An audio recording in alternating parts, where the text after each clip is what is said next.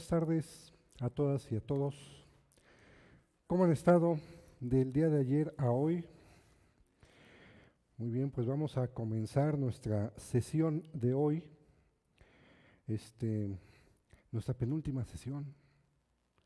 Qué nostalgia me va a dar cuando ya no los vea, después de acostumbrarme de estar varios días seguidos en esas ricas veladas ciudadanas, en esta Escuela de Innovación Ciudadana. Les recordamos que en todo momento pueden solicitar el micrófono para alguna pregunta. Quienes nos están viendo a través de Facebook, desde luego que pueden también escribirnos a través de la caja de texto. Y pues comenzamos nuestra 11ª sesión de 12. Vamos a ver hoy mecanismos de participación, un poco ejemplos de cómo han funcionado estos mecanismos de participación a nivel federal y o local, particularmente lo que son las iniciativas y las consultas. El objetivo es esencialmente conocer un poco esas experiencias, cómo han funcionado, qué tanto han sucedido de manera real en el contexto mexicano. Y bueno, pues dicho esto, comencemos a revisar nuestras iniciativas. Corre la presentación, por favor. Bien, la siguiente. Mecanismos de participación ciudadana federal y local. La siguiente. Bien. Decíamos, iniciativas ciudadanas. ¿Se acuerdan de los mecanismos de participación que habíamos visto hasta algunas sesiones? Recordábamos que uno de ellos era la iniciativa ciudadana. Recuerdan que eran 3 tipos de mecanismos: de democracia directa, de democracia participativa y para el control de la función pública. Dentro del grupo de los mecanismos de democracia directa, donde podíamos nosotros incidir en la toma directa de decisiones públicas, estaba la iniciativa ciudadana. Esa iniciativa ciudadana busca que nosotros podamos decidir sobre decisiones públicas que emite el Congreso, leyes particularmente, a través no de una consulta como puede ser otro tipo de mecanismo, sino que nosotros podamos impulsar la propia ley. Los ciudadanos podemos impulsar ley, si ya lo habíamos visto, en mecanismos de participación ciudadana. ¿Cómo sucede esto? ¿Cómo ha sucedido? Pues es un poco lo que vamos a revisar hoy. Nosotros, en general, de lo que habíamos visto en la Ley de Participación Ciudadana de la Ciudad de México, pero también a nivel federal, el proceso es más o menos el mismo. A grandes rasgos, nosotros tenemos la idea de una ley, formulamos una idea de ley, convencemos a una buena parte de la población, a un número mínimo, que ya también habíamos hablado de los porcentajes, de poder suscribir esta iniciativa de ley y la podemos presentar al Congreso.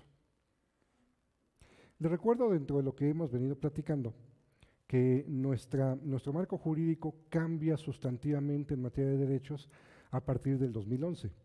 A partir del 2011 y todo lo que ya habíamos platicado de los derechos humanos, a partir del 2011 se reinterpreta buena parte de la jurídica mexicana, se abren muchos espacios de posibilidades, desde cuestiones de participación ciudadana, cuestiones de mecanismos jurídicos, ya habíamos visto la cuestión del amparo o los recursos electorales. Parte de esa dinámica o de esta ola garantista en materia de participación ciudadana implicó que también a partir del 2012 hubiera de manera más nítida la posibilidad legal de que los ciudadanos pudiéramos presentar iniciativas de ley. Hasta antes de esos años, las iniciativas de ley, tal como las marcaba la Constitución, fundamentalmente podían ser impulsadas por el presidente de la República. El presidente tenía facultad de presentar iniciativas de ley. Los legisladores, los diputados y los senadores, también podían impulsar iniciativas de ley. los congresos de los estados. Los estados podían impulsar iniciativas de ley en un momento dado de carácter nacional, federal. Sin embargo, a partir del 2012 ya aparece la cuarta posibilidad de que las iniciativas de ley, las leyes puedan ser iniciadas, detonadas también por parte de los ciudadanos. Y entonces surge esta posibilidad en el 2012 y pues empieza a estrenarse, empieza a ocurrir. Si nosotros, regresando al método, si nosotros convencemos a un buen número de mexicanos de apoyar una buena idea de iniciativa de ley, podemos entonces, ahora sí ya con estas facultades a partir del 2012, presentarla ante el Congreso Federal. Si cumplimos con los requisitos, que básicamente son requisitos en cuestión de número de firmantes, más o menos, no es un número exacto siempre, varía dependiendo a ver, si recuerdan, muchos de los porcentajes que eran menores al 1% variaban con respecto, bueno, el fraseo era el mismo, un cierto porcentaje fijo respecto a la lista nominal. La que cambia es la lista nominal. A veces son cierto número de personas en la lista nominal, a veces un poco menos, a veces un poco más. Entonces eso hace que realmente no haya un número exacto. Pero a grandes rasgos a nivel federal aproximadamente son 105,000 votos, perdón, 105,000 firmas ciudadanas las que podrían impulsar una ley. A veces más, a veces menos, por esta característica que les comento de la lista nominal, que puede variar. Pero entonces son aproximadamente eso, unos cuantos más o menos 105,000 ciudadanos son los que pueden impulsar una iniciativa de ley a nivel federal. Y entonces, bueno, si nosotros logramos cumplir esa condición, tener firmas con las claves de credencial del elector y el nombre de los 105,000 ciudadanos, podemos presentar una iniciativa de ley. Y la misma ley dice que la iniciativa ciudadana, si se le da entrada, si la admite el Congreso, pues entonces sigue el camino natural de cualquier otra ley. El camino natural, sin meterme en detalles finos de cómo funciona el Congreso, digamos que el camino normal es que cuando se impulsa una iniciativa de ley, sea que le impulse el presidente, sea que le impulse los diputados, o sea que le impulsen ahora en esta nueva modalidad nosotros como ciudadanos, una vez que está admitida, pasa a comisión. Hay comisiones. En la Cámara de Diputados Federal hay 50, 60 comisiones, varía con la legislatura, ahora con esta reciente, pues ahí entran al portal del Congreso y ahí les dicen cuántas son, 50, 60, aprox, por ahí más o menos siempre andan. La comisión temática que le toque respecto a lo que estamos impulsando es la que va a recepcionar, bueno, se le va a transferir nuestra iniciativa de ley y entonces comienza un proceso deliberativo. Comienza un proceso deliberativo a través del cual pues nuestra iniciativa de ley es procesada, es discutida, es analizada. A veces rápido, a veces muy, muy lento. Rápido, pues entra en agenda legislativa, pensemos que hubiera algo que sea rápido, que urja, pues entra en agenda legislativa entrando el año para que iniciando el periodo legislativo, pues se procese ese mismo periodo legislativo algo súper rápido y ya como por mayo, junio tenemos ley. Si se va lento, puede llevarse toda la legislatura o incluso heredarse a la legislatura siguiente. Entonces, ahí no hay una regla fija, pero la iniciativa puede permanecer en una comisión un corto tiempo y en un mismo año ser aprobada, o permanecer mucho tiempo y pasar el rato, pasar incluso legislaturas y no desahogarse. Una vez que pasa a comisión, en la comisión, si ya se discutió suficiente, si ya todo el mundo está de acuerdo con alguna versión final, se dictamina, procede un dictamen. Me estoy saltando pasos, si hay alguien que ha trabajado en el Congreso dirá, ¿te faltan como 6 pasos? Sí, me faltan como 6 pasos porque puede desecharse, puede desestimarse, pueden pasar muchas cosas. Pero pensemos que le va bien a la iniciativa, se va a dictaminar. Ya que se dictamina en una comisión es cuando se pasa al pleno del Congreso. Ya se dictaminó, entonces pasa a pleno. El pleno la recibe y dice, ok, ya la comisión temática ya la revisó, le parece bien, ya dictaminó su aprobación. Pero ahora falta la votación de todos los diputados, pero ya con la confianza de que fue procesada temáticamente. En general, ese es el camino normal de una ley y ese camino lo transitamos también los ciudadanos si nosotros impulsamos una ley. Hay ahí un caminito intermedio, de una figura que me parece a mí que es un mecanismo de participación ciudadana que debió de haberse incluido en la Ley de Participación de la Ciudad de México y no alcanzó a entrar. Pese a que algunos lo propusimos, no alcanzó a entrar. Y es nueva y realmente no aparece en la legislación mexicana todavía, el Parlamento abierto. El Parlamento abierto hubiera sido el mecanismo 20 de la Ley de Participación Ciudadana, acuérdense que hay 19, el 20 bien pudo haber sido el Parlamento abierto, que es un mecanismo de participación a través del cual el Congreso, no antes, no impulsando aparte como la iniciativa ciudadana, no después como el referéndum, sino durante el momento en que se está haciendo la ley, ciudadanos puedan participar constituidos en Parlamento abierto, opinando de manera activa en la hechura de esa ley, presentando razones, presentando información, presentando datos, influyendo, con derecho de voz, no de voto, porque eso es conforme a nuestra estructura legal, facultad de los diputados, pero sí teniendo voz activa dentro del trabajo deliberativo de la hechura de la ley en tiempo real.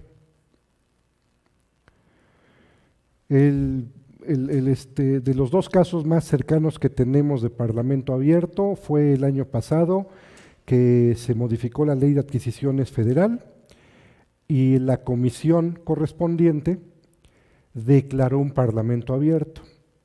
O sea, convocó a ciudadanos que quisieran formar parte de ese Parlamento abierto para que durante la hechura de la ley, durante la discusión de la ley en la comisión, ciudadanos pudiéramos opinar, vertir opiniones, razones, datos para poder influir en la hechura de esa ley. El otro ejemplo es el que tenemos ahorita en el Estado de México. El Estado de México está en el rediseño de su constitución estatal. Bien lo pudieran hacer los diputados solos, pero convocaron este año a un Parlamento abierto para que los ciudadanos que quisiéramos nos inscribiéramos y participáramos en la opinión y el aporte de ideas para la nueva Constitución. Y esos documentos, esas opiniones, a diferencia de opiniones que de pronto son a mano alzada en una reunión, las opiniones de los parlamentos abiertos se documentan, se establecen en un documento y tienen algún tipo de efecto dentro de la ley ordena que deban de tener cierto efecto dentro de la ley que se está ensamblando.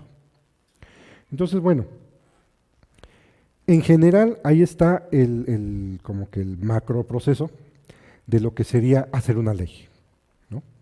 Desde juntar las firmas, 105,000 más menos, ya en cada momento en que tú presentes una iniciativa variará conforme la lista nominal. Desde presentarla al Congreso, te la recibe el Congreso, regularmente hay una comisión en el Congreso y en cada Congreso para recepcionar iniciativas ciudadanas. Se pasa a comisiones, la comisión la delibera, la procesa, la analiza. Si esa comisión es buena onda, bueno, digo buena onda porque ahorita no hay un mecanismo legal que los obligue. Ahora sí que si se ven buena onda, declaran Parlamento abierto y más ciudadanos pueden participar en estar depurando y perfeccionando esa ley. Si todos están de acuerdo, hay un arreglo razonable de esa versión de ley, se dictamina y ese dictamen de comisión pasa al Pleno y todos los diputados votan. si sí o si no. Así es como está. Ese es el tránsito global, para efecto de que entonces sea una suerte del andamiaje básico de entender este gran proceso de hacer leyes como la puerta de entrada para nuestra iniciativa de ley. Bien, la siguiente, por favor. Resulta que del 2012 para acá, hasta el momento se han presentado 11 iniciativas. Los ciudadanos mexicanos nos hemos organizado para presentar desde su origen de la facultad hasta hoy 11 iniciativas. De esas 11 iniciativas tenemos datos de que 6 entraron por el Senado y 5 por la Cámara de Diputados. De todos modos, en general, tienen que pasar por las dos. Dato adicional, acuérdense que nuestra hechura de leyes pasa por el Congreso, no solamente por una de sus cámaras. El Congreso se compone de 2 cámaras, como lo hemos visto en nuestras clases de civismo de la prepa y la secundaria. Cámara de Diputados y Cámara de Senadores.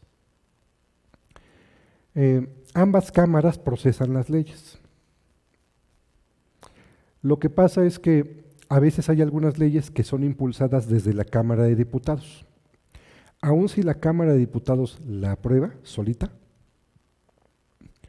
tiene que pasarla a la Cámara de Senadores para que también la revise y en su caso la apruebe o no. La ley procederá solo hasta que ambas cámaras estén de acuerdo y la aprueben ambas. Ese es el chiste, o sea, la ley pasa por el Congreso y el Congreso se compone de esas 2 cámaras. Dependiendo de la materia del tema, de varias razones de cuestión de competencia o jurisdicción, a veces hay algunas iniciativas de ley que pueden ser, que se impulsan de una cámara o de otra. En este caso, como ciudadanos, algunos ciudadanos por materia y por competencia impulsaron la ley en el Senado. Si el Senado la valora y la aprueba, de todos modos tendría que pasar a la Cámara de Diputados para que los diputados, pues ahora sí que confirmen que también la aprueban o la rechacen, pudiera pasar. Es lo que se llama, es lo que regularmente se conoce como el pasar de la ley aprobada a la colegisladora, a la Cámara que colegisla. Y hay ciudadanos que la impulsaron desde la Cámara de Diputados y se revisaron en la de senadores. Básicamente es la regla. Entonces, bueno, 6 de las iniciativas que ciudadanos han metido desde ese entonces para acá se han incorporado desde el Senado y otras desde la Cámara de Diputados. Pero resulta que realmente ha sido muy poco el fruto en términos de leyes creadas a partir de este mecanismo. Realmente de todas, de las 11, 7 se retiraron o se dictaminaron en sentido negativo. 3 permanecen pendientes, lo que les comentaba. Tú puedes meter la iniciativa y navegar ahí en la deliberación del Congreso en alguna de sus etapas, pues un buen rato. Porque ya con lo que les he platicado, si tú fueras diputado y quisieras que las cosas fueran lento, ¿cómo le harías? Bueno, pues la comisión ahí puede estar un buen rato. Pero después de la comisión la puedes dictaminar, pero mantenerla un buen rato para que pase al Pleno. Puede pasar al Pleno y la aprobó el Pleno, pues todavía falta pasarla a la colegisladora, ¿no? Si estás en el Senado, a la Cámara de Diputados, estás en la Cámara de Diputados, al Senado. Y una vez que pasa a la colegisladora, lo mismo. Llega a la comisión y ahí se puede entretener un buen rato. Entonces, si se dan cuenta, hay muchos momentos en los cuales la iniciativa puede estarse deteniendo. Por cuestiones técnicas entendibles, es un tema complicado, difícil, necesita mucho análisis, mucho especialista, no hay mucha gente en México que conozca del tema, ¿va? O razones literalmente políticas, no quiero que pase. Entonces, en esos umbrales, en la versión política o en la versión muy técnica, pueden pasar muchas cosas para que una ley avance lento para aprobarse. Entonces, bueno, de las 11 iniciativas ciudadanas, 3 andan ahí navegando en algún momento. Algo pasará con ellas. finalmente están ahí procesándose. Y solo una fue aprobada, quedó ya como ley y se publicó en el Diario Oficial de la Federación, que básicamente es la que ahí aparece. La famosa Ley 3 de 3, que ya les había comentado, la Ley General de Responsabilidades Administrativas. Esta ley que pues hace algún tiempo impulsamos algunos activistas sociales, encabezados principalmente por instituciones de las de mayor tamaño en el mundo de la sociedad civil, la Red por la Rendición de Cuentas, el IMCO y algunas otras organizaciones, Transparencia Mexicana también ahí anduvo, y pues bueno, impulsaron ese tema de esta ley y pues se juntaron muchas firmas para poder impulsarla. Vamos a ver un poquito detalles de las leyes que están ahorita, las 11. La siguiente, por favor. Aquí hay un cuadro donde aparecen, pues más o menos de qué se trataba cada una de estas leyes. En un repaso rápido, está la primera, que de hecho fue impulsada en el 2013, se llama Internet para Todos y buscaba una reforma al texto constitucional para garantizar el acceso libre al Internet. Terminó con un dictamen negativo en el 2016. Básicamente el dictamen negativo porque el gobierno federal en ese entonces propuso una ley de telecomunicaciones en donde incluía ya lo del Internet. Entonces ahí como que el argumento fue, pues es que se queda sin materia la iniciativa de los ciudadanos porque ya hay una propuesta del presidente para impulsar una ley de telecomunicaciones que ya incluye lo que ellos están pidiendo. Entonces, el cuento es largo, pero a resumidas cuentas, por eso el dictamen fue negativo. ¿Okay? No tiene sentido aprobarlo cuando ya tenemos en marcha una ley de telecomunicaciones que incluye lo que están pidiendo los ciudadanos. Ese fue más o menos el argumento y por eso quedó ese dictamen negativo. Finalmente, pues, no prosperó como iniciativa de ciudadanos. En el 2014, la segunda vuelta electoral y revocación de mandato, que no es una mala idea, la segunda vuelta electoral es algo que se ha discutido desde hace tiempo, ya hay una iniciativa presentada por ciudadanos, es una reforma en materia electoral fundamentalmente y está pendiente. Ahí está, no ha sido desechada, pero no se ha aprobado, ahí está pendiente. Si de pronto ustedes entran al Congreso, en la sección donde están las iniciativas, pueden descargarla, leerla con detalle y ahí vienen algunas cosas interesantes. Viene lo de revocación de mandato, que ya por otra vía ya se aprobó, ya se ganó, pues la que estamos ahorita viviendo, la posibilidad de que haya una revocación de mandato, pero está la cuestión de la segunda vuelta, que es un tema que pues se ha discutido durante años en México y en los países presidenciales en general, de si sería saludable o no. En los países parlamentarios hay segunda vuelta. ¿Por qué hay segunda vuelta? ¿Qué es segunda vuelta? Que la idea es de que si yo voto por alguien que me encabece, el presidente de la República en este caso, pues la idea es que gane con mayoría absoluta, 50+1 de los votantes. En México, ¿los presidentes ganan con el 50+1? No, ganan por mayoría simple. O sea, si el de mayor votos tuvo el 25%, con ese 25% queda. En los países de estructura parlamentaria, principalmente Europa, la segunda vuelta sirve para amarrar la legitimidad del personaje. A ver, tú tienes que ganar para que se sienta la legitimidad y haya verdaderamente un espíritu democrático. Tú tienes que ganar con el 50+1. Puede haber 7 candidatos. Si uno de ellos logra el 50+1, ese es el que queda. Pero si el voto se dispersa demasiado y nadie alcanza el 50+1, nos vamos a una segunda vuelta de elección. Volvemos a votar hasta que alguien alcance el 50+1. Y en esa segunda vuelta pueden pasar varias cosas. Lo común es que hay candidatos que se retiran y hacen alianza con los más fuertes para conformar un bloque y entonces ese bloque y el candidato que quede como en la cabeza de ese bloque gane el 50+1 y quede. Eso obliga, forza a las fuerzas políticas a hacer negociación y consolidar gobiernos compartidos de manera razonablemente eficiente, por lo menos más eficiente que lo que pasamos aquí en Latinoamérica, en donde nuestra regla es de que como no hay segunda vuelta, el que quedó, aunque haya sido con el 15% de los votos, ya nos fregamos todos. Entonces, ese es el punto, de que sí ha habido una discusión añeja desde los 90s del siglo pasado.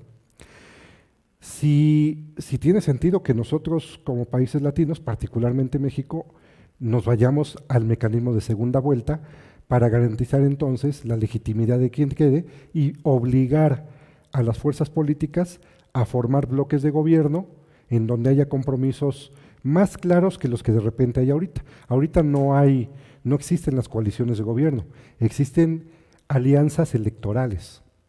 Se juntan para votar, para que se vote en bloque, y ya una vez que ganan se pueden dispersar, no hay ningún compromiso. En una segunda vuelta sí aparece un compromiso. Latoso de repente de meterse a detalle, pero sí era importante de pronto saber que por ahí hay una iniciativa de ley propuesta por Ciudadanos hablando de la segunda vuelta y está de pronto ahí durmiendo el sueño de los justos, pendiente en las comisiones. Reforma por la familia, por los niños y por todos, que también queden pendientes en comisiones, buscando un poco meterse en la cuestión de el reforzamiento de la familia. La ley 3 de 3, que fue del 2016, de esa ahorita platicamos un poco. Otra reforma por la vida y la familia, buscando también algunos párrafos, modificarlos del cuarto constitucional, también del 2006, desechado. La siguiente, por favor. Sí, a ver, adelante, adelante. Sí, claro. Buenas tardes. Cuéntame. Muy interesante el punto que usted está marcando como para empezar a analizar la participación ciudadana, está poniendo el 2011, que fue cuando cambió dentro de las reformas del Poder Judicial la primera parte de la Constitución y se integró el concepto de derechos humanos. Entonces, la primera parte de la Constitución Política de los Estados Unidos Mexicanos ya no solamente se llama las garantías individuales, es las garantías individuales y los derechos humanos.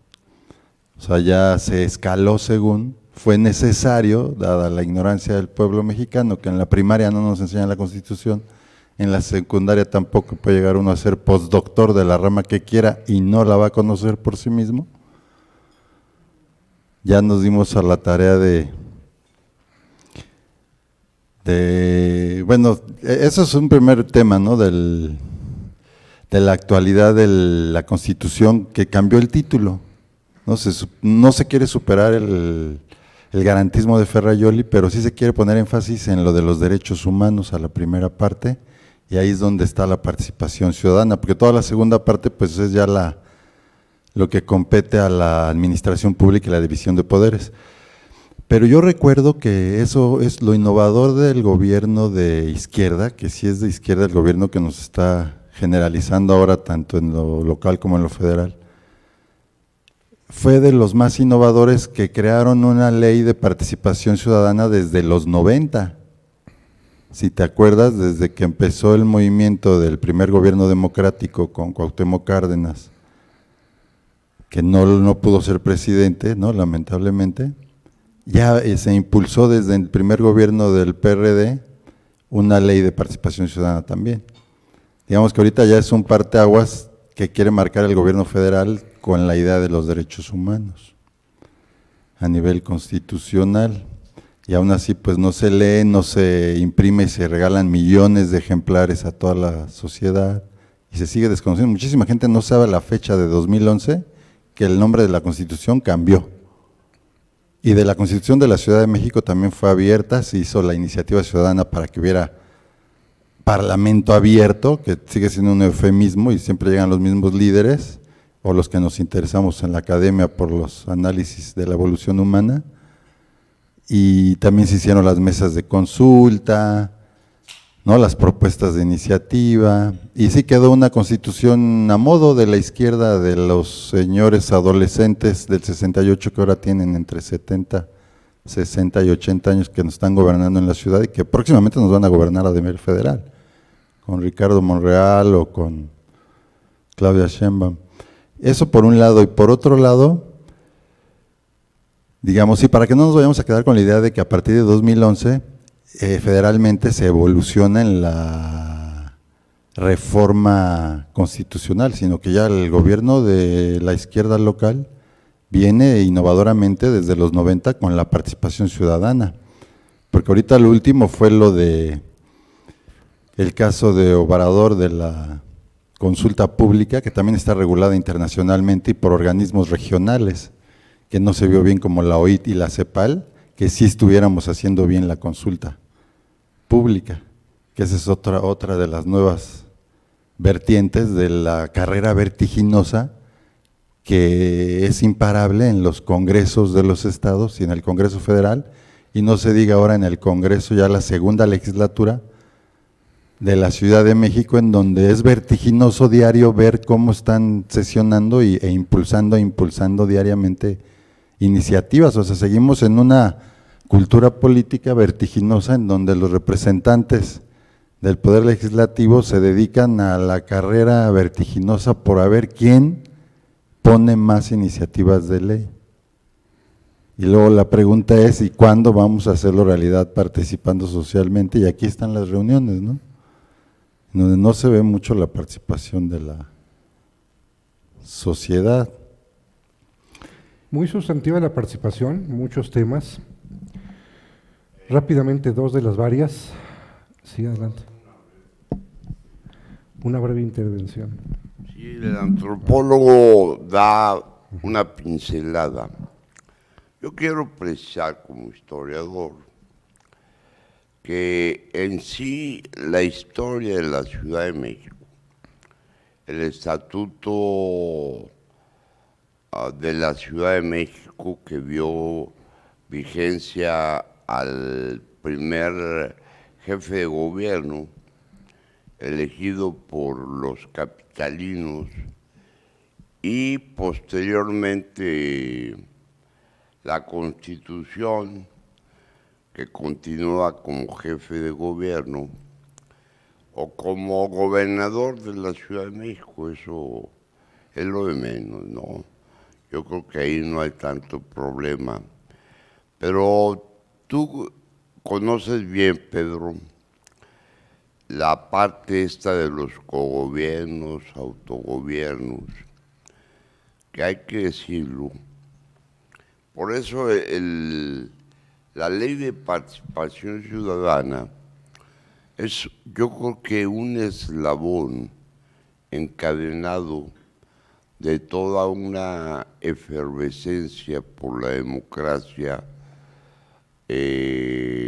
democracia parlamentaria en formas informales, digamos, empleemos ese término sugestivo, que surgen después de las revueltas estudiantiles, porque cada estado tiene su gobierno, su legislativo local, como haya sido, etcétera, etcétera. Pero el caso de la Ciudad de México era una efervescencia que era mundial. En esta Ciudad de México, desde el 71, 68, el movimiento nacional de los mexicanos es participativo. Entonces, estos mecanismos son muy sugerentes, porque a veces pensamos que el socialismo surge inyectado después de la Revolución Mexicana, pero las ideas del socialismo en México surgen desde las revoluciones de 1848 en Francia. Había esa comunicación. Pero aquí lo interesante, me parece a mí, es que los mecanismos de participación ciudadana que van paulatinamente engrosando toda la enciclopedia de la interpretación jurídica de lo que sería el Parlamento Europeo y el republicanismo representativo liberal de los Estados Unidos, va en una sinergia también de lo que han sido las democracias en América Latina. Giovanni Sartori, en su Ingeniería Electoral, habla de que el único país que en la hegemonía de partido de Estado ha tenido vigencia en Iberoamérica es México, no ha habido otro. Cierto es que aquí había partidos políticos, aquí de alguna manera había representatividad del PAN, del PPS, del PAR, ¿no? Y tenían vigencia algunas, digamos, concesiones que hacía el presidencialismo mexicano, ¿no? El presidencialismo autoritario.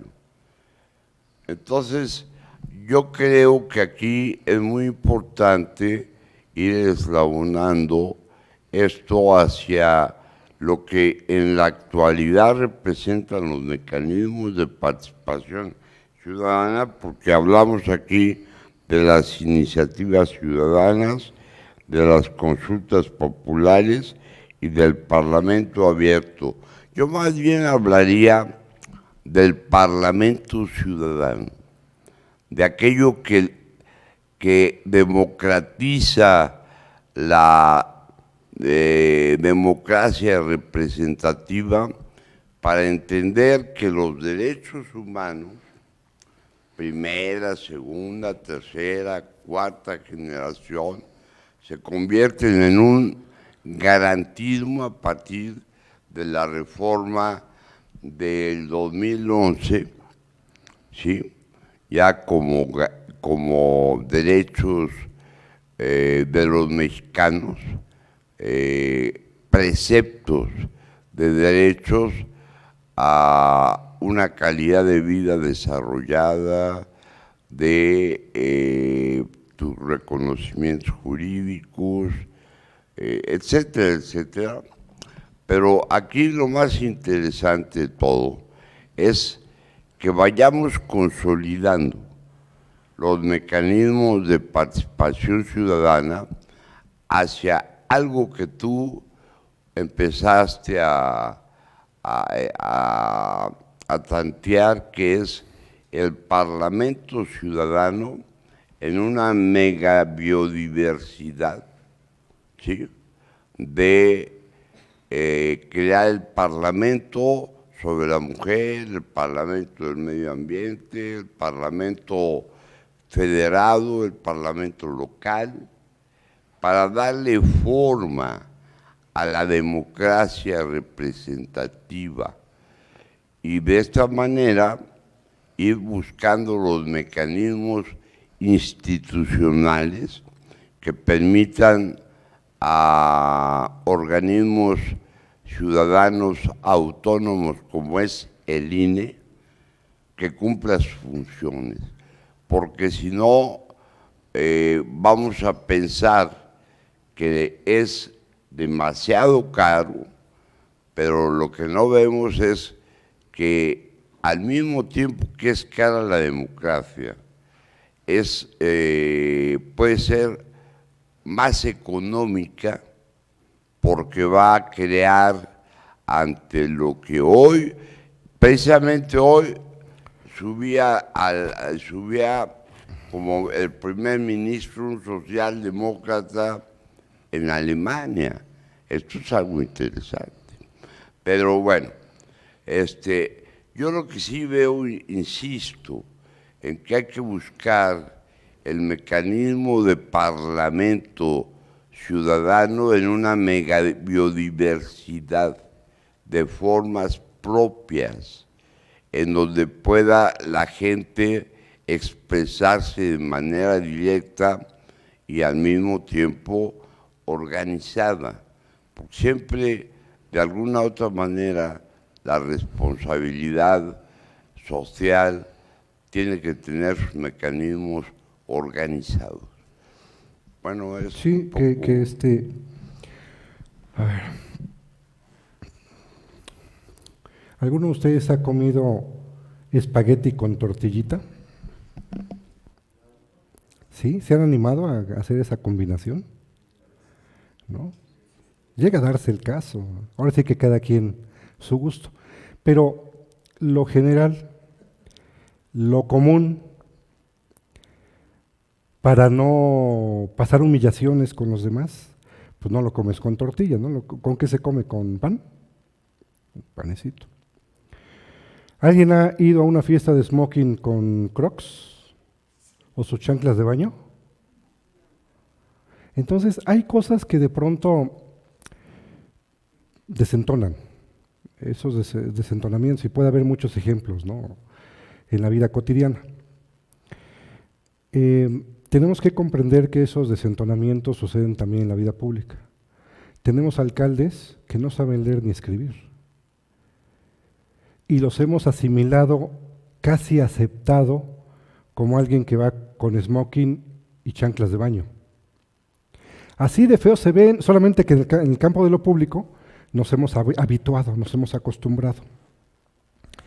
Y esto porque nosotros tenemos de pronto buenos avances, de repente tenemos ricas pastas ya generadas en el legislativo, lo que comentaba el compañero, buenas leyes y ejemplares y la izquierda y la manga del muerto.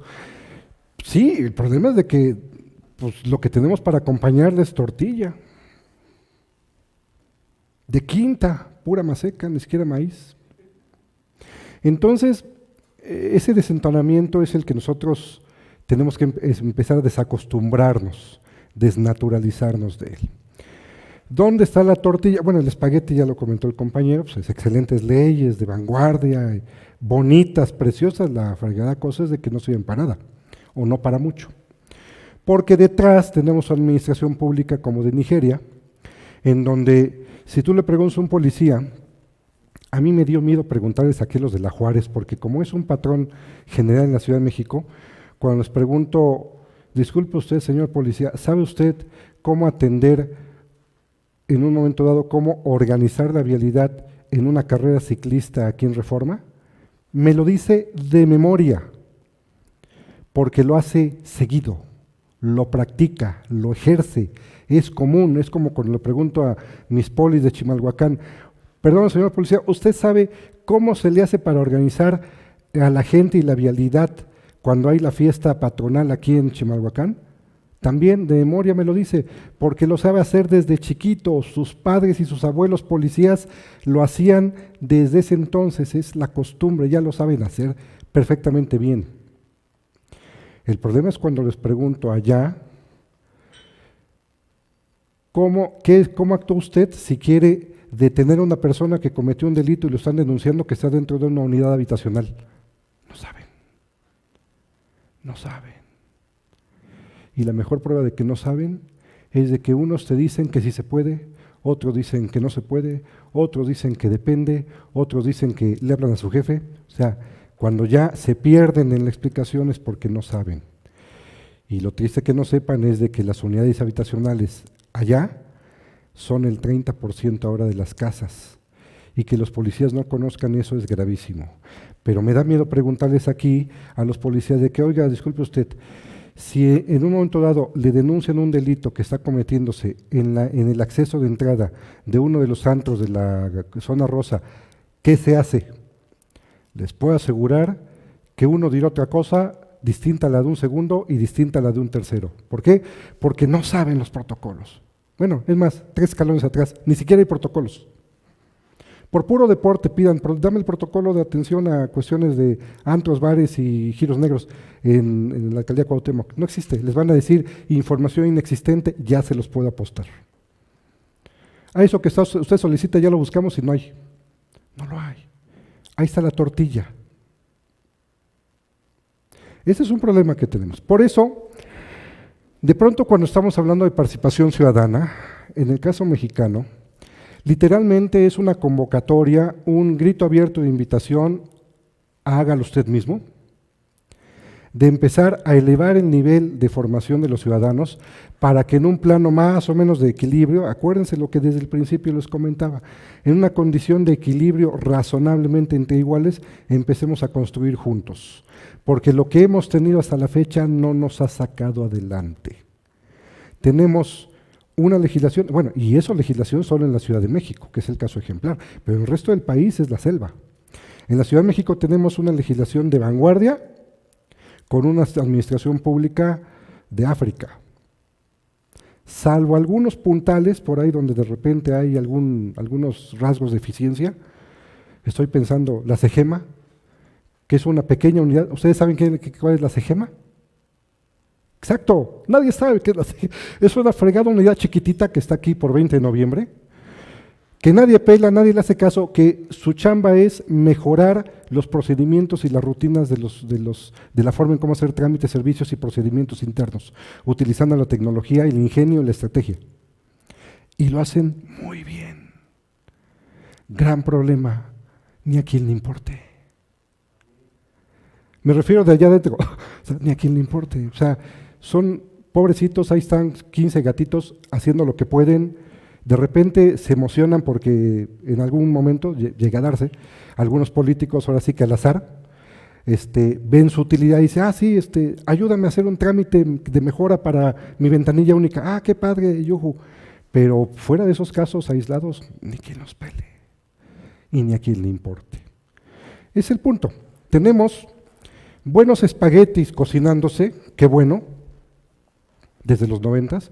El gran problema es de que tenemos todavía comiendo el espagueti con tortillas.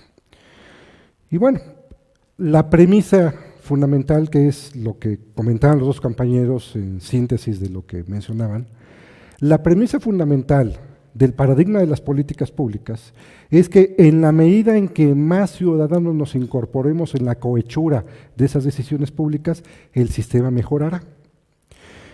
Yo soy de la firme idea, y yo trato de persuadirlos de eso, de que esto tiene que ser un movimiento fundamentalmente de visión ciudadana y técnica.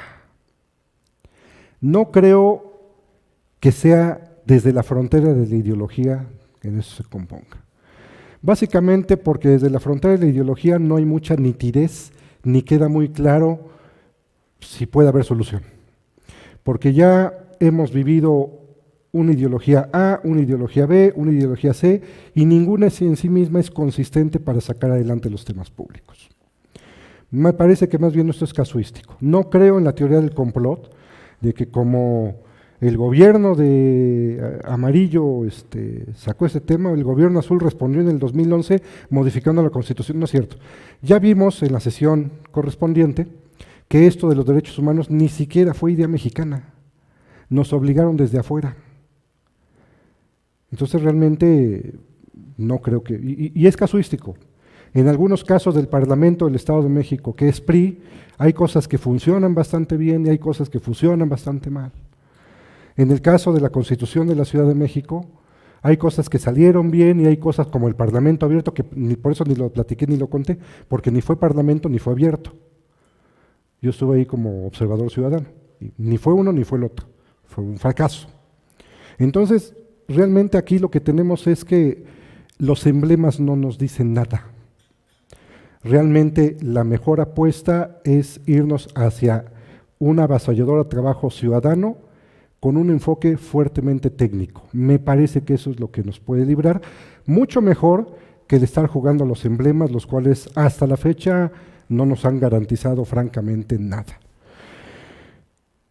Y bueno, regresamos a la presentación, por favor. Si no se lleva el tiempo. La siguiente. Esas son las siguientes iniciativas de ley que se han presentado.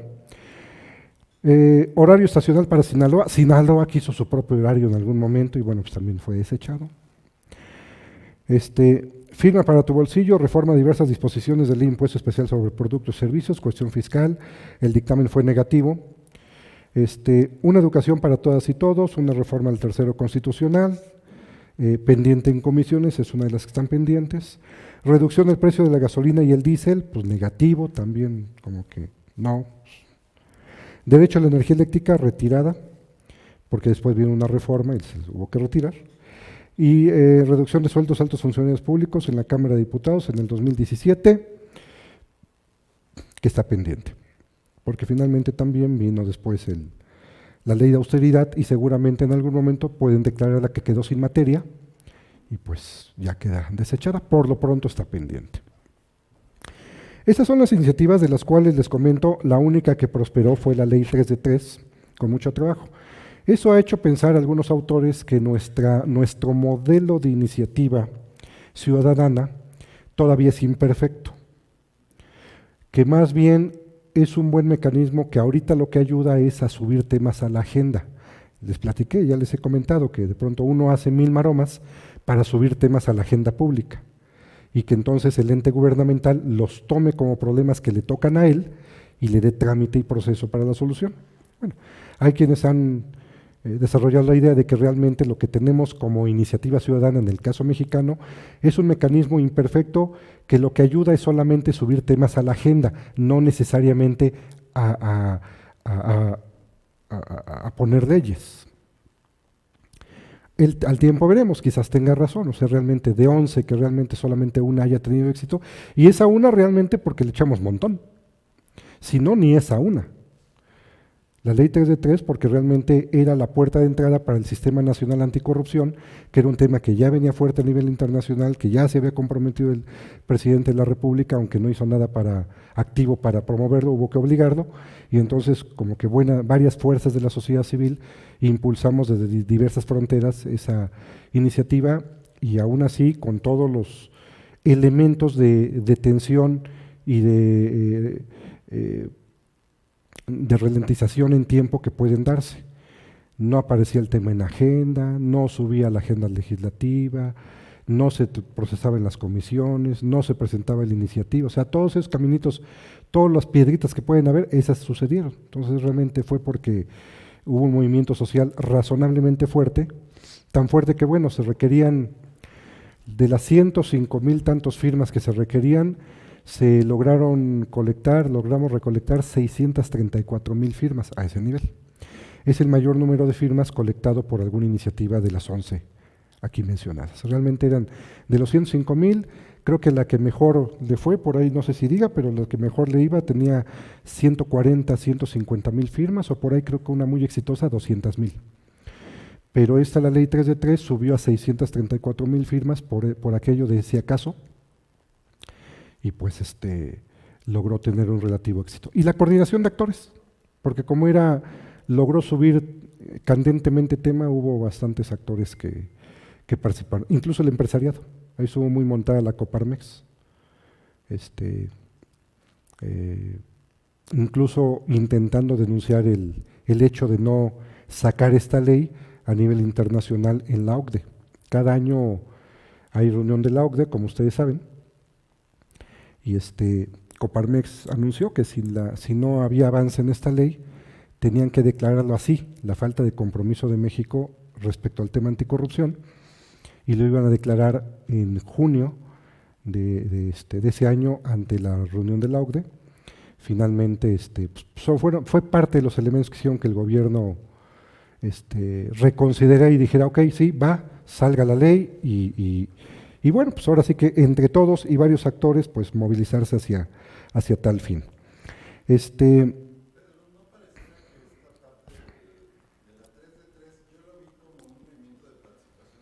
Pero que sí está directamente vinculado a la carrera vertiginosa también por los cargos de elección popular, de manera porque toda la gestión que fue ejemplar ciudadanamente, sí eran actores del TEC de Monterrey, ¿no? Del PAN, en la 3 de 3, que también, pues, la pionera fue la UNAM, ¿no?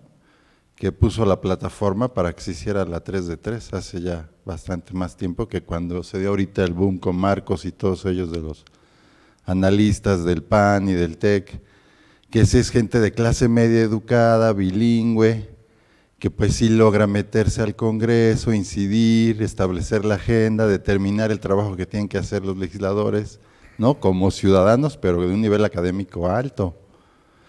Y yo digo que fue más una estrategia de política informal que logró demostrar el PAN, que sí tiene ese poder entre los jóvenes ya de las nuevas generaciones de las escuelas privadas y todo esto de lo que luego se estigmatiza al PAN erróneamente.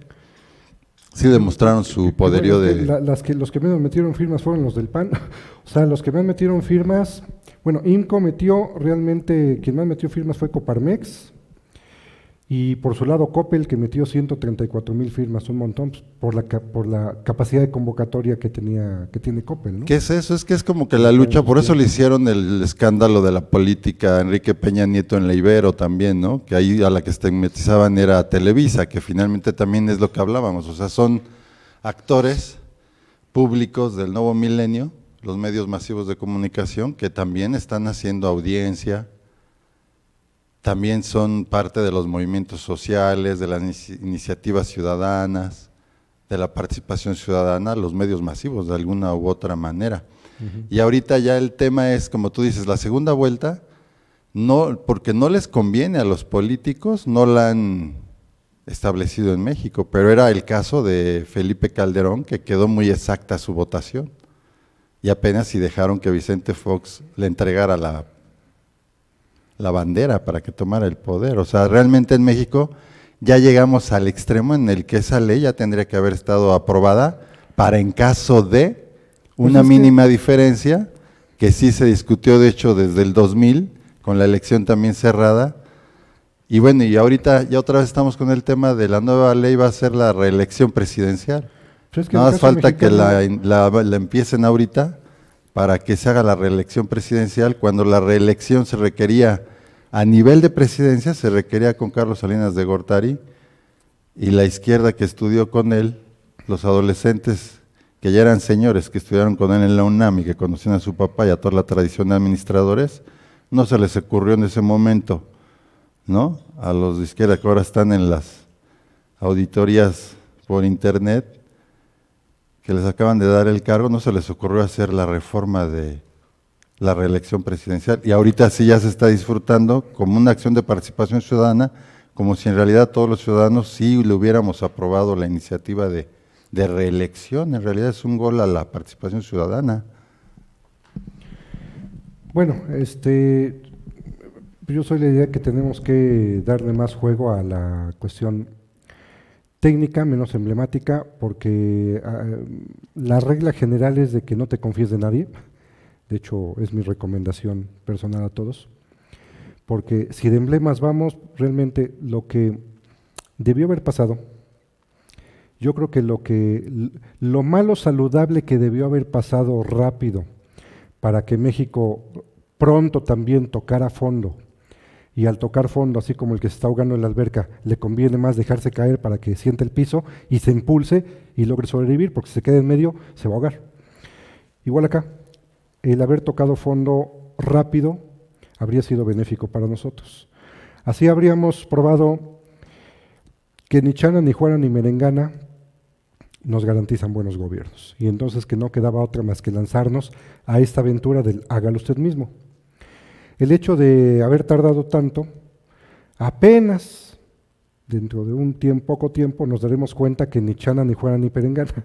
Entonces habremos perdido unos 10 años para habernos dado cuenta, tocar fondo y descubrir que el sistema de partidos en este país es el problema. No el emblema, no mi preferido, mi cuate, yo de izquierda, yo de derecha. No, pues es que realmente en esto más bien la regla es cuídate de todos. Si eres de izquierda, eres alacrán; si eres de derecha, eres lagarto. ¿De quién te cuidas? De los dos. Entonces realmente esa es la regla principal del juego. Por eso les había comentado, no caigamos en la ilusión. Esa es una suerte ese es un poco el ensueño que han traído la gente más poética de los 60s y 70s, una suerte de visión de la participación ciudadana en su versión psicodélica o psicotrópica, que es todos, no habrá intereses de nadie, todos actuaremos por el bien público y seremos felices y cantaremos juntos alrededor de una fogata. Eso no existe, nunca va a suceder, no sucede ni en Noruega, ni en Dinamarca, ni en Alemania, ni en ningún lado. Lo que necesitamos hacer es que frente a estos grupos que ya tenemos ahí encima, lo que necesitamos es adquirir poder ciudadano de tal manera que logremos compensar y estar en igualdad de condiciones, lo que siempre les he comentado. Lo que en la vida práctica sucede, o sea, la versión poética psicotrópica no va a suceder ni en la colonia Juárez. Aquí lo que sucede es que ustedes tienen que empoderarse de tal manera que haya una nivelación de fuerzas y en donde el mayor número posible de ciudadanos tenga tal poder que se gane el respeto mutuo de los otros, porque cada quien en su cálculo personal va a poder descifrar que no puede abusar tanto del otro porque el otro tiene la capacidad de defenderse de mi ataque. Entonces, en ese equilibrio sucede la negociación política. La negociación, les repito, sucede entre iguales. Si hay desigualdad, no hay negociación, son lealtades. Vámonos al receso, 10 minutos y regresamos para meternos al tema y acabarlo. Adelante.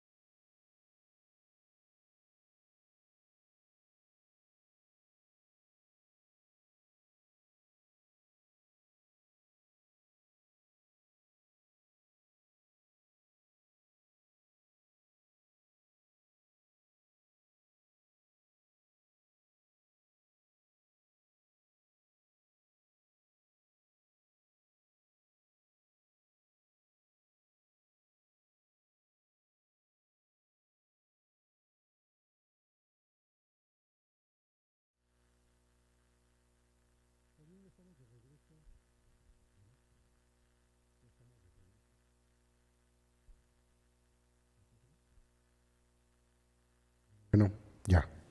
Ahora sí, ya estamos de veras de regreso de nuestro receso. Vamos a continuar para irnos a buena hora con esto, con esas ideas. La presentación, por favor.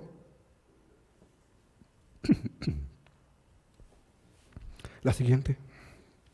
La siguiente. La siguiente. La siguiente. Ahí está. Bien, consultas populares. Vamos ahora con el tema de consultas populares.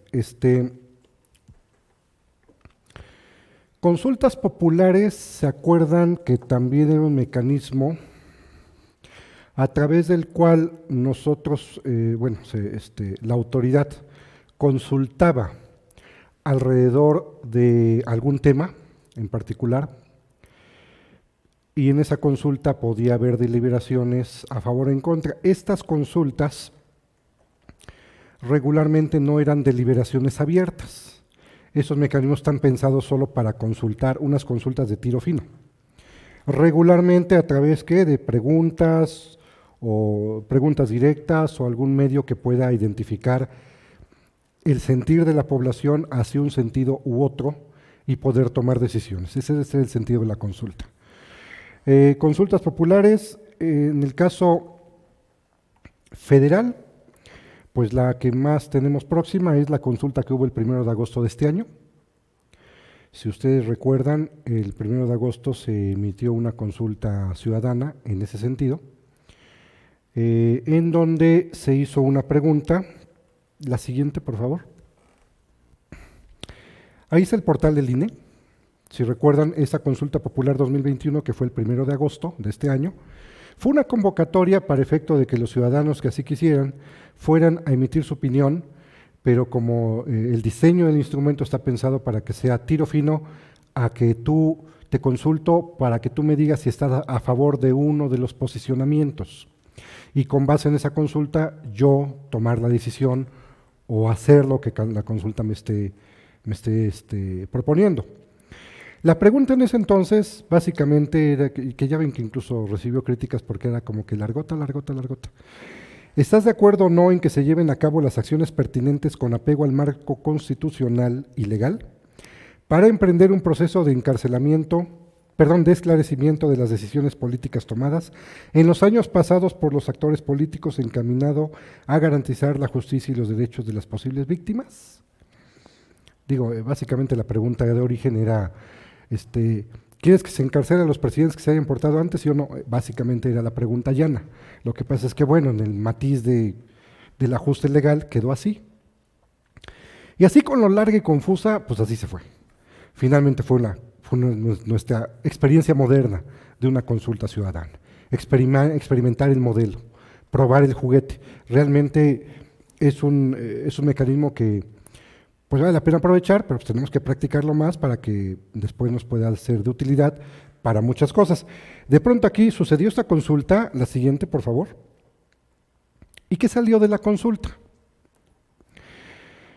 Bueno, de todos los que votaron, que fueron 6.663.208 opiniones, 6.511.385, el 97.7% votó por el sí. O sea, sí a todo eso. O sea, sí, en el espíritu sí que se castigue y se esclarezca si alguien se portó mal en el pasado y se le sancione. El no, pues una muy pequeña cantidad, y nulos una cantidad francamente marginal, el 0.7%. La siguiente, por favor. Finalmente, ¿qué pasó? Nada. El punto es de que, ¿se acuerdan que en la ley de la Ciudad de México hay márgenes mínimos para que la consulta ciudadana tenga eficacia vinculante? Es decir, que obligue a lo que se está eligiendo.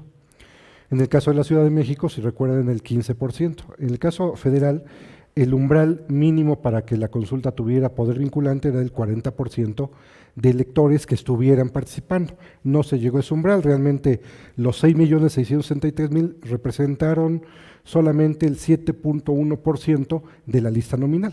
De tal manera que, bueno, el ejercicio fue un buen experimento, un primer experimento, pero no alcanzó a tener el poder vinculante que se necesitaba para poder ejercer de una manera más contundente, formal y legal el efecto de la consulta. La siguiente, por favor. En el caso de la Ciudad de México, ¿qué tenemos? En el caso de la Ciudad de México, consultas como tal no hay experiencias de consultas populares. Hay casos de consultas ciudadanas. ¿Recuerdan el mecanismo, cuando vimos los mecanismos, los 19 que hay en la Ley de Participación, que había consultas ciudadanas y consultas populares? Las consultas populares están pensadas para someter a consulta una propuesta de decisión del legislativo. La consulta ciudadana está pensada para colocar a juicio del sí o no o alguna decisión dicótoma, una decisión del Ejecutivo. Entonces lo que sí tenemos, lo que sí hay algo de historia en el caso de la Ciudad de México, son de ejercicios de consultas ciudadanas. Consultas a través de las cuales el Ejecutivo pone a consulta alguna decisión pública sometida a consideración de los ciudadanos. En este caso, ¿qué experiencias tenemos? Tenemos del 2002 el plebiscito sobre los segundos pisos del periférico, es un antecedente.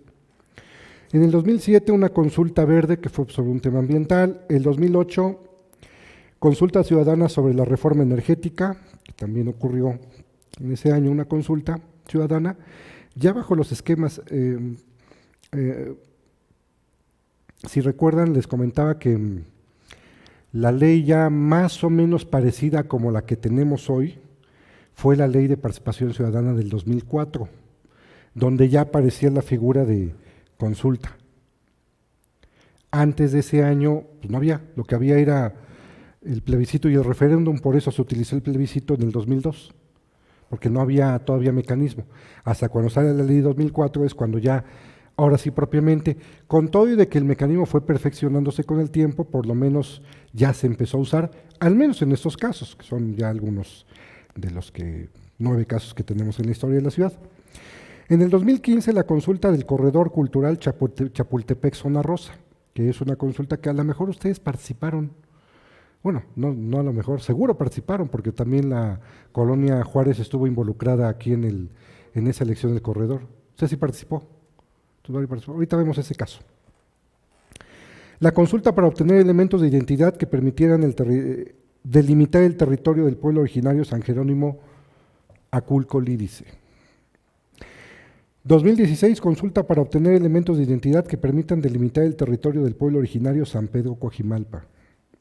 2017, consulta para niños, niñas y adolescentes 2017, y luego ese mismo ejercicio 2018-2019. Entonces ahí está en el portal del Instituto Electoral, si ustedes googlean Instituto Electoral, consulta ciudadana, ahí aparecen, y si ustedes le hacen clic en los tachecitos como demás, aparecen ya los documentos más de expediente completo como para explicar de qué se trató y en qué consistió. Aquí veremos solamente un par de casos como para tenerlo en el radar y ver más o menos en qué consiste este ejercicio en su versión viva. Ya lo vimos cuando vimos mecanismos, ahorita veríamos una suerte de ejemplo vivo de cómo suceden estos ejercicios y con eso nosotros nos demos una idea más precisa de cómo podemos operativizarlos en nuestra realidad cotidiana. La siguiente, por favor. El primer caso es sobre la consulta en San Pedro Coajimalpa.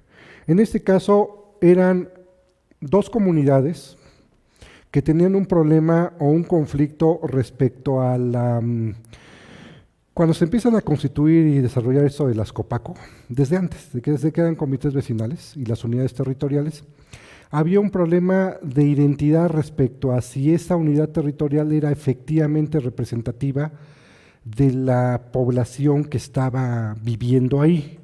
Y entonces de pronto había una diferencia entre si esa unidad territorial estaba correctamente delimitada, porque el Instituto Electoral, pues un poco lo que hace uno desde escritorio, pues es yo hago el trazo conforme más o menos creo yo que puede suceder el trazo, pues hagan de cuenta, pues aquí, si yo no soy de por aquí, como que el trazo natural para dividir a la Cuauhtémoc de la Juárez, pues se reforma, ¿no? Pues hago un rayón y ya está, es el trazo.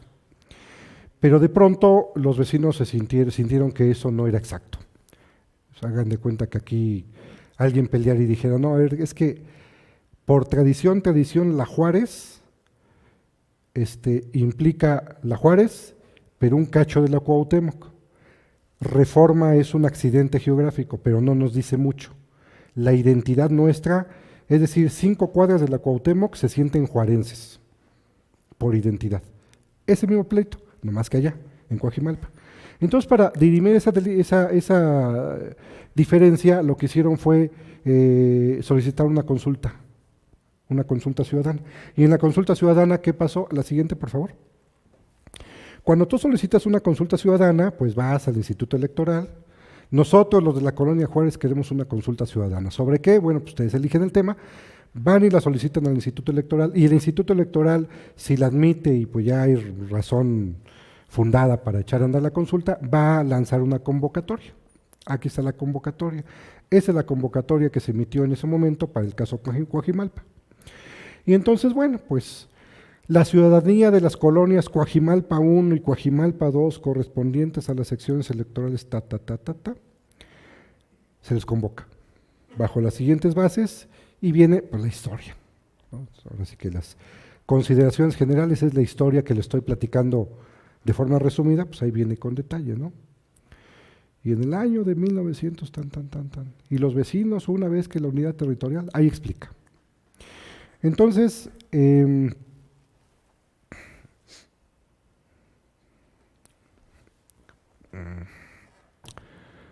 no pretendo revolver más el caso, pero esto no viene tan puro como lo estoy platicando. Este caso fue un caso que esta convocatoria, la consulta ciudadana, de principio no la impulsó la colonia, no lo impulsaron los vecinos. Pudieron haberlo hecho, insisto, para que quede claro, que pudieron haberlo hecho los vecinos. Ustedes en todo momento pueden solicitar la consulta. En este caso en particular, no fue un impulso directamente de los vecinos. Indirectamente sí, directamente no, porque quien obligó a esta consulta fue el Tribunal Electoral. Ya les había platicado dentro de, cuando fue el litigio estratégico, de una de las figuras, que es la figura de un juicio para la protección de derechos político-electorales. Regularmente, la materia vecinal, la propia ley de participación ciudadana, prácticamente está dentro del saco de tema jurídico electoral. Entonces, los recursos que están al alcance del tema de participación ciudadana, las COPACOS con mayor razón, regularmente son materia electoral. Entonces, una de las herramientas al alcance es este juicio, el juicio de protección de derechos político-electorales. Bueno, los ciudadanos ya habían recurrido al tribunal mediante ese juicio. Que, oiga, es que aquí nos están imponiendo una territorialidad que no necesariamente coincide con nuestra identidad. Ok, entonces, bueno. El tribunal le dio entrada y el tribunal lo que hizo fue, ok, los vecinos tienen razón, Instituto Electoral, te ordeno que generes una acción que permita determinar a satisfacción de los vecinos qué onda con su identidad y la territorialidad. Y entonces lo que hicieron fue detonar la consulta ciudadana. Digo, de ahí viene el cuento, como para que si abren el expediente sepan por qué ahí viene atravesado lo del expediente del Tribunal Electoral. Pues bueno, ya se hizo la convocatoria, y en la convocatoria, ¿qué sucede? Adelante, por favor, la siguiente. Es que así viene, una boletita en donde convocan a los vecinos de esas unidades territoriales para efecto de que respondan 2 preguntas que fueron las que se diseñaron junto con el Instituto Electoral. Para eso sirve el instituto, para que haya un acuerdo, y en ese acuerdo, pues esas fueron las 2 preguntas del acuerdo. ¿Usted se identifica con el pueblo de San Pedro Coajimalpa o con la colonia Coajimalpa? O sea, ¿somos pueblo o somos colonia? ¿Con qué se identifica usted? Y entonces ya la gente votará, y entonces ya así determinamos quién se identifica como pueblo, quién se identifica como colonia, y el que tenga mayoría gana. ¿Considera usted que el lugar donde vive debe ser parte del pueblo de San Pedro Coajimalpa? ¿Sí o no?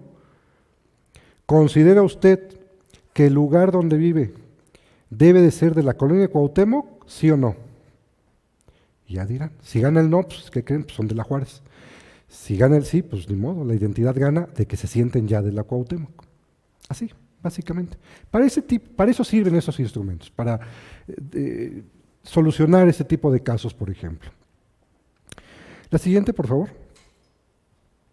El otro caso es precisamente el que rondó cerca de ustedes, el caso del corredor cultural Chapultepec Zona Rosa, que se fue en el 2015 en tiempos del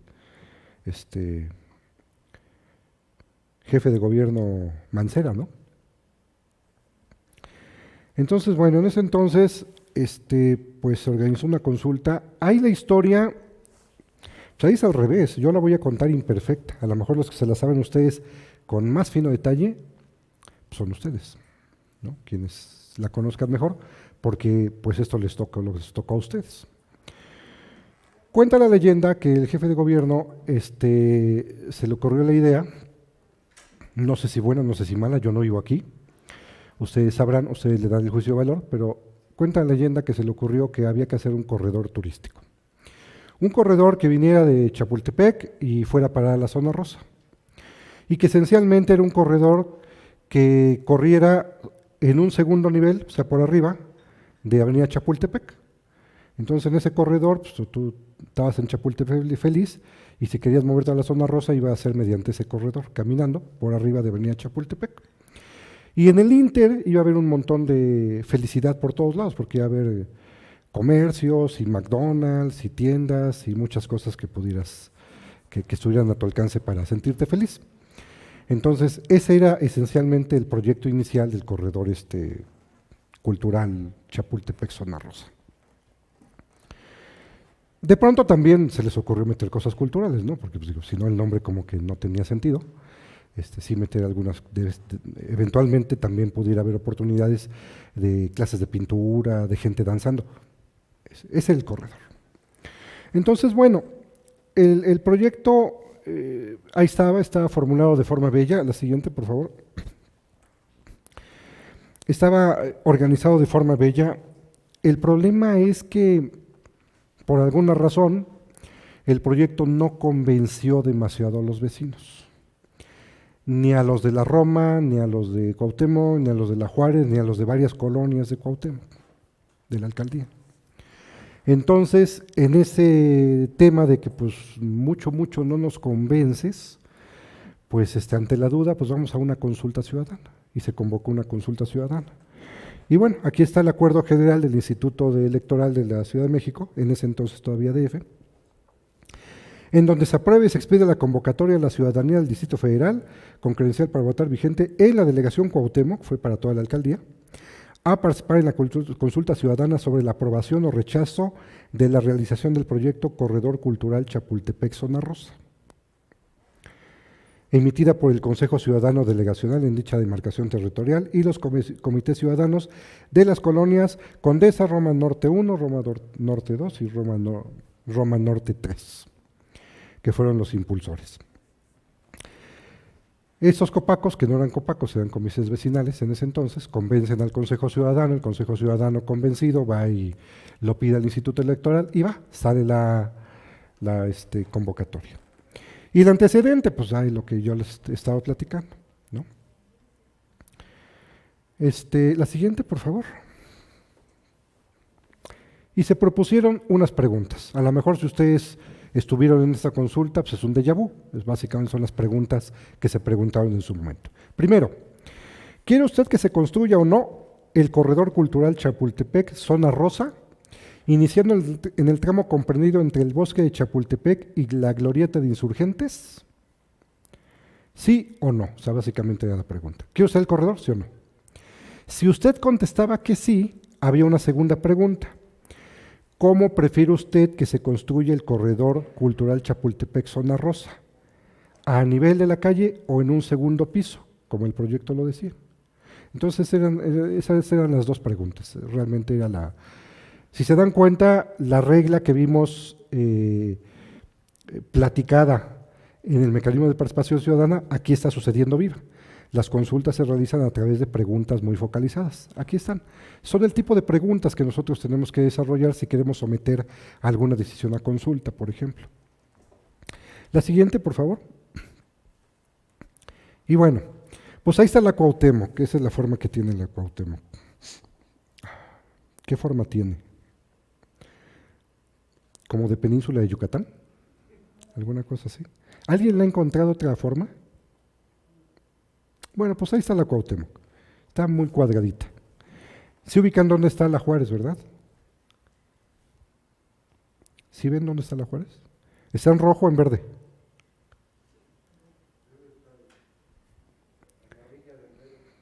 La orilla del verde.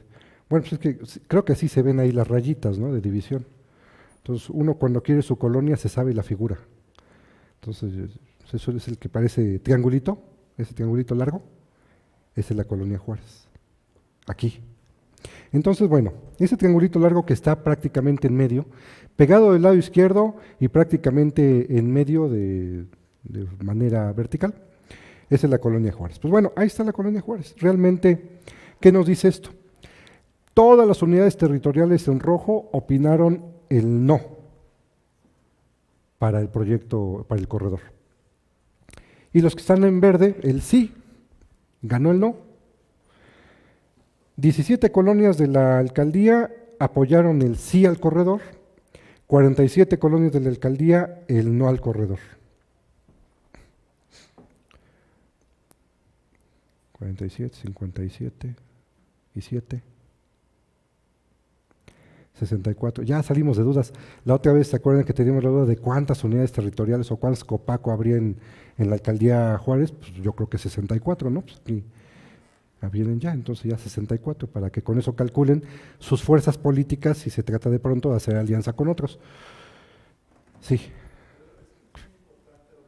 Volver a recuperar la conciencia de que seguimos, o sea, hablando, tú has sido muy puntual en el hecho de que seamos conscientes de que lo que el evento pretende en estos momentos es crear conciencia, ¿no? Que nosotros que somos los que tenemos tiempo, porque la gente siempre tiene ese pretexto de que trabaja mucho y no puede educarse, o sea, no puede participar en la sociedad, ¿no? Es como la cultura de la ideología machista de la participación ciudadana, de que todos tienen primero que trabajar y luego participar en su comunidad.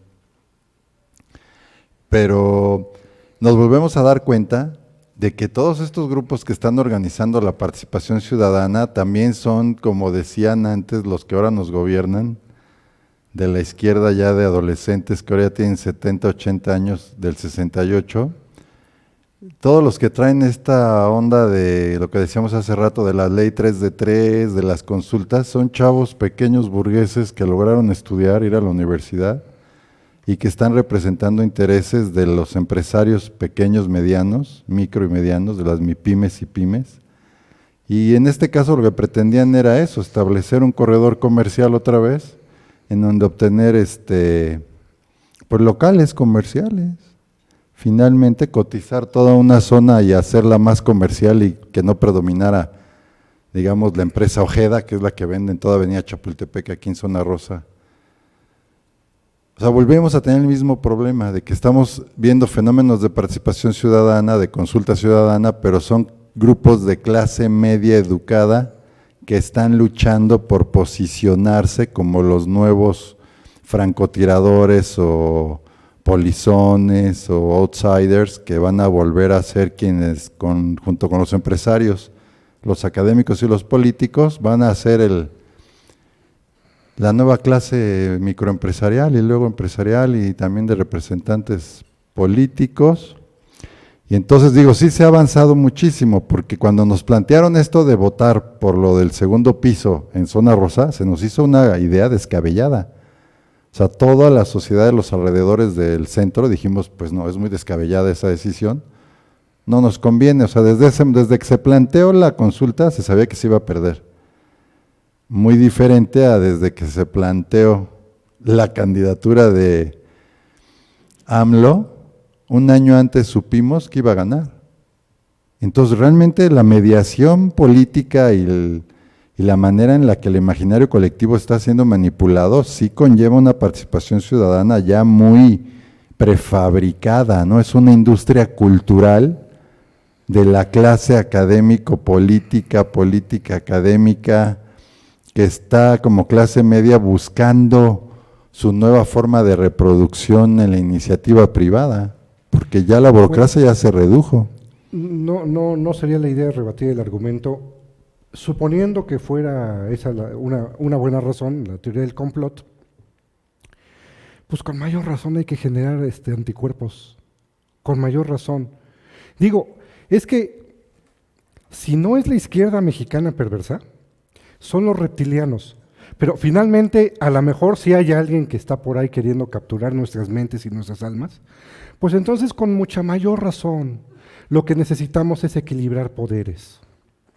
Porque la otra opción, la opción romántica de esos viejecillos psicotrópicos de amor y paz y todos, no habrá nadie que tenga mal en su alma y todos buscaremos el bien público y nadie querrá agandallar a nadie, eso no va a ocurrir jamás.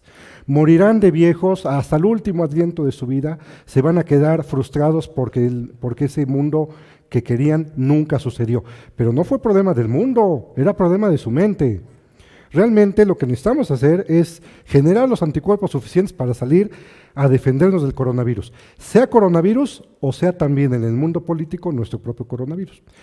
Ese es el punto, necesitamos equilibrar capacidades y habilidades y finalmente con eso defendernos, como aquí se defendieron en este caso con esa consulta ciudadana. Por favor, la presentación. Ahí viene el tablerito, la siguiente. Viene muy chiquito, pero ahí viene el tablero donde vienen los resultados finales de colonia por colonia, cómo quedó y cómo fue que la alcaldía Cuauhtémoc se defendió diciéndole no al corredor. Por aquí anda la Juárez, déjenme buscarla. Yo la vi, la penúltima. Colonia Juárez, lista nominal, 9,631 vecinos en ese entonces. Por el sí, 191 personas votaron por sí al corredor. Y por el no, votaron 877 personas, aplastante. El 80%, el 81% de la gente de Juárez dijo no al corredor y el resto que sí. Entonces, bueno, ¿qué vino pasando con eso? Pues tuvo efecto vinculante. Tuvo efecto vinculante como, la siguiente por favor. Aparece en el, sí, la siguiente por favor.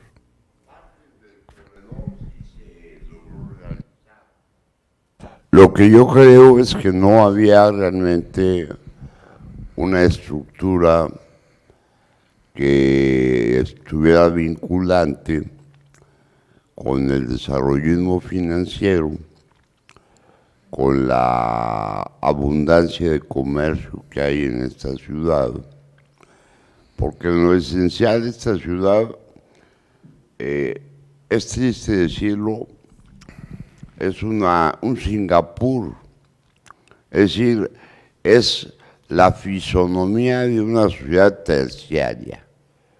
Cuando el ecosistema de la misma ciudad brinda una abundancia, aún en estas circunstancias, megabiodiversa, en donde hay áreas de reforestación, agrícolas, hay áreas rurales y en sí mismo puede haber una transversalidad hoy día con frenar la ciudad del humo, la ciudad del consumo, pero a mí me parece que parte del corredor se hizo.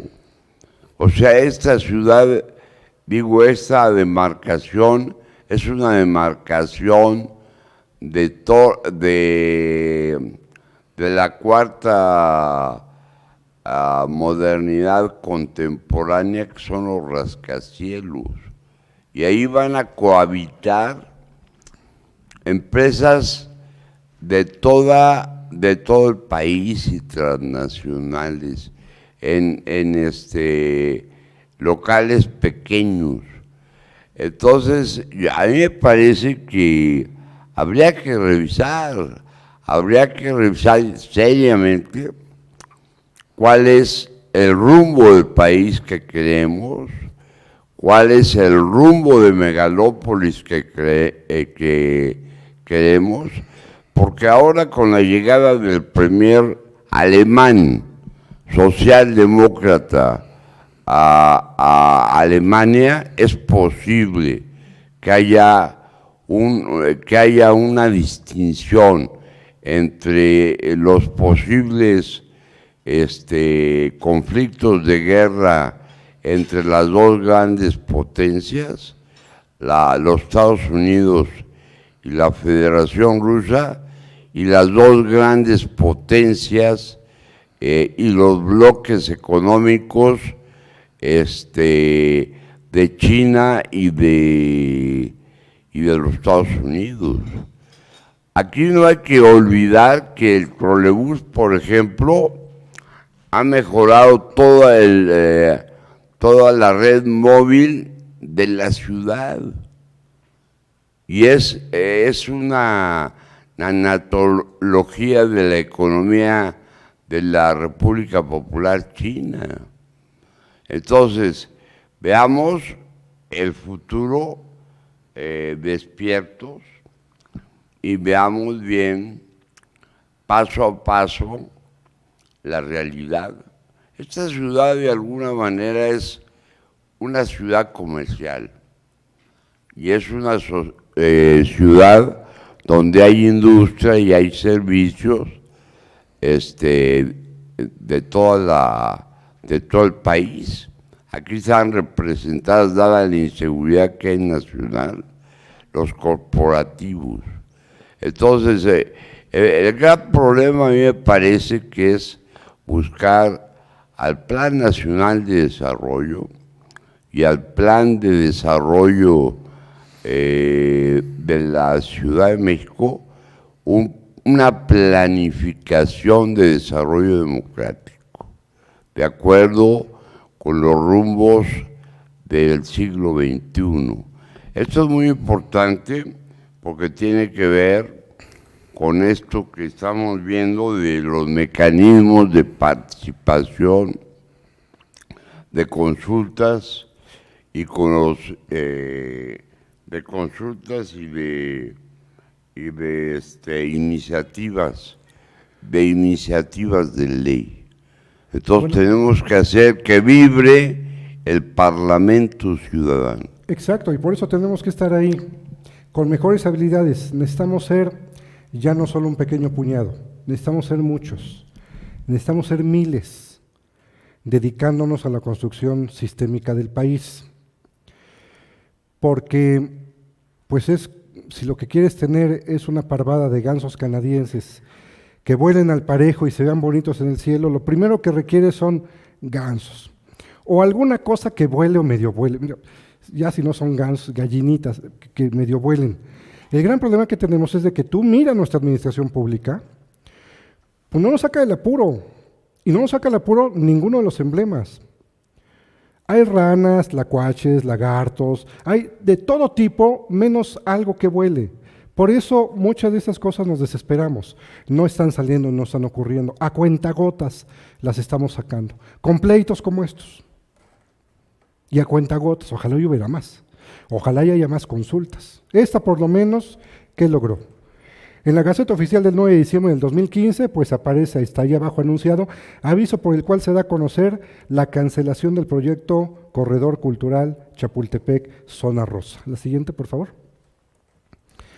¿Qué algo se hizo? Bueno, es que se dejó abierta esa posibilidad. Ya, si nos metemos más a detalle de lo que dice la Gaceta del 2015, aviso por el cual se da a conocer la cancelación. Sí, declaratoria de necesidad para el otorgamiento de una concesión para el aprovechamiento, pero da la oportunidad a que pueda haber desarrollos posteriores.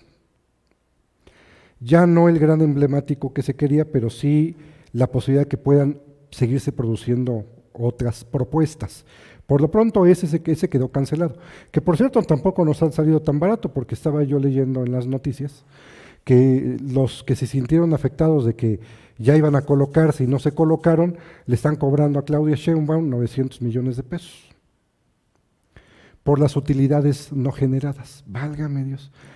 Pues bueno, así funciona el mundo. Entonces, habrá que ver, ahora sí que ya será asunto de consejería jurídica de defenderse y determinar, bueno, ¿y quién demonios firmó, te prometió, sin haber siquiera tenido la seguridad de que ese proyecto podía realizarse.